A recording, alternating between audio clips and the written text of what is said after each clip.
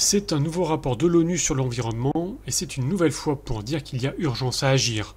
La biodiversité est en train de s'effondrer, les écosystèmes se dégradent, une partie de la faune et de la flore sauvage a disparu en quelques décennies. Pollution de l'air, pollution de l'eau, c'est le genre humain qui est maintenant menacé.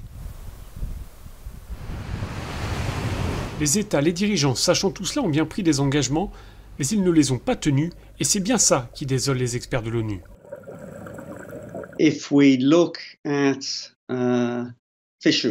Si on regarde la pêche par exemple, on a près d'un tiers des stocks mondiaux de poissons qui est surexploité. Mais dans le même temps, on constate que dans certaines régions, environ la moitié des stocks de poissons est plutôt bien gérée. Et on a là une situation qui s'améliore.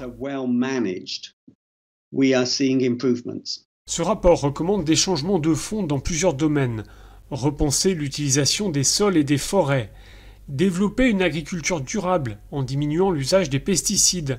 Revoir notre alimentation en limitant la consommation de viande. Mieux protéger les écosystèmes marins. Multiplier les espaces verts dans les villes. Réduire la pollution des lacs et des rivières. Et lutter contre le réchauffement climatique en réduisant les énergies fossiles.